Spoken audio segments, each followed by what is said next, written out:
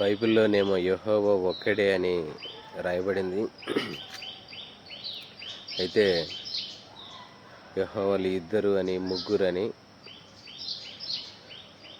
సిద్ధాంతాల కోసం బ్రతికేటువంటి క్రైస్తవులు రోజురోజుకు పెరిగిపోతున్నారు.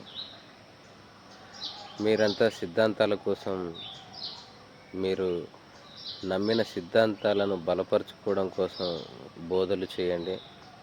మేమైతే దేవుడు ఒక్కడే అని, యేసుక్రీస్తు సజీవుడైన దేవుని కుమారుడైన క్రీస్తు అని ప్రకటిస్తూ మేము మాత్రం అపోస్తుల బోధలో నిలిచి ఉంటాం. అయితే అపోస్తులు ఒక వార్నింగ్ ఇచ్చారనమాట. మేము ప్రకటించిన సువార్త గాక మరి యొక్క సువార్తను మేమైనను పరలోకం నుండి వచ్చినటువంటి దూత అయినను ప్రకటించిన ఎడల అతడు శాపగ్రస్తుడవును గాక అన్నాడు.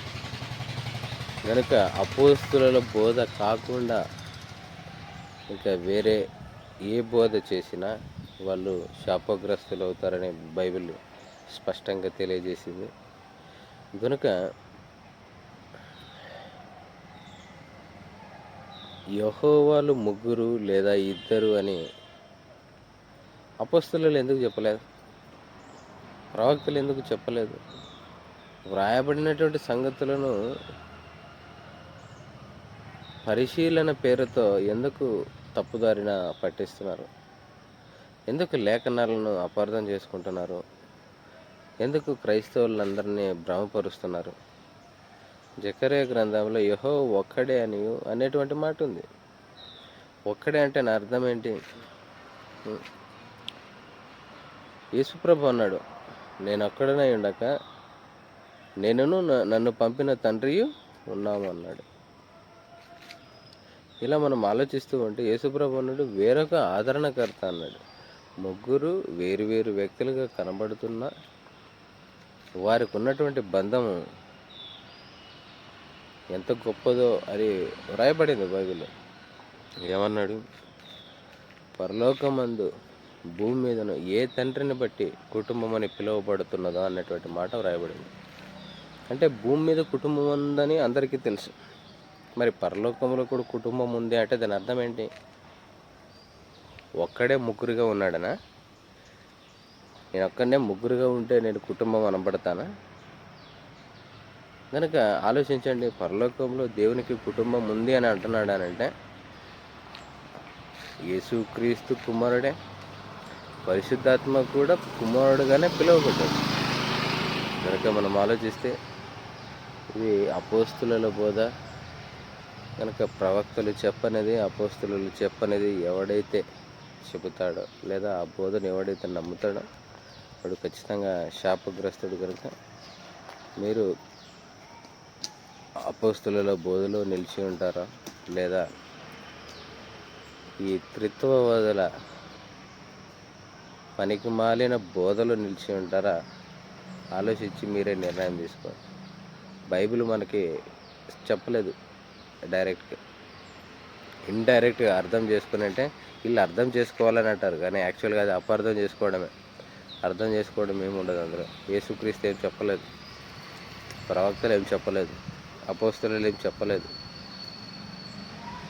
కనుక నిరంతరము స్తోత్రార్హుడైన దేవుడు స్తుతించబడును గాక అనేటువంటి మాట పౌలు పలికాడు.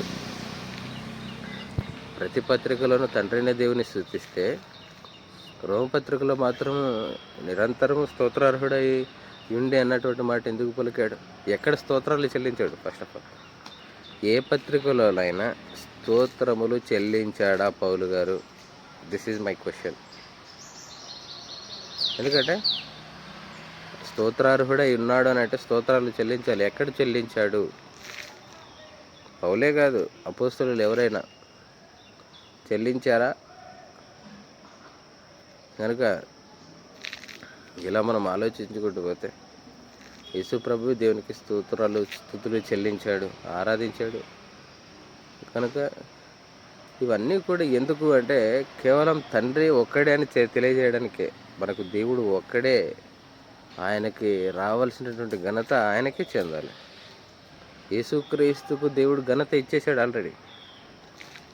నువ్వు నేను ఏదో కొత్తగా ఆయన్ని దేవుని చేసి కొత్తగా ఘనపరచాల్సింది ఏమీ లేదు. అది కొంచెం ఓవర్ యాక్షన్ అనమాట. అది దేవుడు మనకు చెప్పలేదు. ఆయన చెప్పిన మాటలు అందుకని అంటాడు కదా, ఆయన ఆజ్ఞలను గైకొనుటయే ఆయన్ని ప్రేమించుట అంటాడు. అంటే దేవుడు చెప్పిన మాటలు విందాం. తర్వాత మన సొంత అభిప్రాయాలు, సొంత నిర్ణయాలు పనికి మాలినవి, దానివల్ల ప్రయోజనం ఏమీ లేదు. దేవుడు ఏం చెప్పాడు?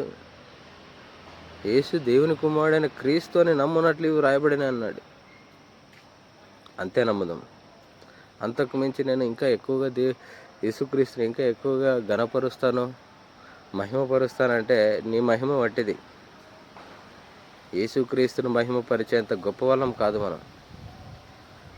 యేసుక్రీస్తుని మహిమపరచాలంటే యేసుక్రీస్తు కంటే గొప్ప వాళ్ళై ఉండాలి. అది దేవుడు ఒక్కడే. కనుక దేవుడు యేసుక్రీస్తును మహిమపరుస్తున్నాడు. ఆయనకి రావాల్సిన ఘనత ఆయనకు ఇస్తున్నాడు. మనం ఏం చేయాలంటే ఆయన మాట వినాలి ముందు. దేవుడు ఒక్కడే అనేటువంటి సత్యాన్ని, యేసు దేవుడు కుమారుడైన క్రీస్తు అనేటువంటి సత్యాన్ని దేవుడు ఆది నుండి స్థిరంగా భద్రపరుచుకుంటూ వచ్చాడు. కనుక క్రైస్తవులారా, దేవుని దేవునిగా, యేసుక్రీస్తుని దేవుని కుమారుడిగా, ప్రభువుగా మన హృదయాల్లో ప్రతిష్ఠించుకుందాం. ఆయన్ని నమ్ముదాం. వీటికి మించినది ఏదైనా ఉంటే లేదు అంటే ఆయన్ని దేవునిగా, పరిశుద్ధాత్మను కూడా దేవునిగా నమ్మితే, లేదా విశ్వసిస్తే, లేదా ప్రకటిస్తే, ఇదంతా దుష్టి నుండి వచ్చింది. తెస్సలోనికీయులకు రాసిన పత్రికలు అంటాడు కదా, ఏది దేవుడు అనబడునో, ఏది పూజింపబడునో అన్నటువంటి మాట. అంటే దేవుని ఆలయంలో వాడు కూర్చున్నాడు. ఇప్పుడు ఏం చేశాడు? దేవుని ఆలయంలో యేసుక్రీస్తును కూర్చోబెట్టాడు ఆల్రెడీ. దీని వెనకాల అంటే బిహైండ్ ద సీన్ ఎవరున్నారని అంటే సాతాను ఉన్నాడు. డైరెక్ట్గా సాతాను ఒకరోజు డబ్బు ఉండేది, ఇప్పుడు డబ్బు ప్లేస్లో రీప్లేస్ ఎవరయ్యారు? యేసుక్రీస్తుని పెట్టేశాడు. ఇప్పుడు డబ్బును ఏదో అందరు క్రైస్తవులు ఒప్పుకుంటారు, డబ్బును తీసేయాలని హృదయంలో నుండి, లేదా అధికారాలు ఏమున్నాయో అవి. దేవునికి రావాల్సినటువంటి మహిమ అక్కడికి రాకుండా దేనికి ఇస్తున్నామో ప్రియారిటీ దాన్ని బట్టి. అయితే ఈ రోజుల్లో దేనికి ఇస్తున్నాం మనం? దేవుడని ఎవరిని నమ్ముతున్నాం? యేసుక్రీస్తును. గనక యేసుక్రీస్తును హృదయాల్లో దేవుడిని ప్రతిష్ఠించుకున్నాం కనుక దేవుని ఆలయంలో ఇప్పుడు ఎవరు కూర్చున్నారు? యేసుక్రీస్తును కూర్చోబెట్టాడు యాక్చువల్గా. కానీ ఇది యేసుక్రీస్తు ఒప్పుకోడు. యేసుక్రీస్తు దీన్ని సమర్థించడు. ఎందుకంటే దేవా, నీవు నాకు ఒక శరీరాన్ని అమర్చితివి, ఇదిగో నేను వచ్చి ఉన్నాను నీ చిత్తాన్ని నెరవేర్చడానికి అని అన్నాడు కదా. అంటే దేహంలో ఉన్న ప్రతి ఒక్కరు కూడా ఆఖరికి యేసు ప్రభు అయిన ఎవరిని స్తుతించాడు, ఎవరిని ఆరాధించాడు, ఎవరి మహిమ కోసం బ్రతికాడు.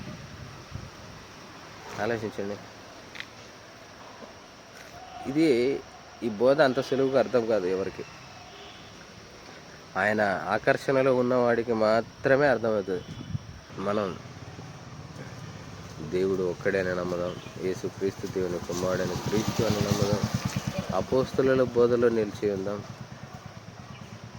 సొంత ఆలోచనలకు, సొంత జ్ఞానానికి, సొంత పరిశీలనలకు స్వస్తి చెప్పి బైబిల్లో ఏది వ్రాయబడిందో దాన్ని మాత్రమే నమ్ముదాం. యేసుక్రీస్తు దేవుని కుమారుడని నమ్మమని ఉంది, విశ్వసించనమని ఉంది. దేవుడని నమ్మమని ఒక్క రెఫరెన్స్ ఉందా? ఒక్క రెఫరెన్స్. యెహోవా దేవుడని, అసలు దేవుడని తెలుసుకోండి అన్న మాట అయినా ఉందా? నమ్మండి అని కాదు, తెలుసుకోండి అనేటువంటి మాట లేదు, ఉండదు. ఎందుకంటే యేసుక్రీస్తు దేవుని కుమారుడు కనుక. కుమారుణ్ణి దేవుని చేయొద్దు, దేవుని ఉగ్రతకు గురి కావద్దు. Thank you.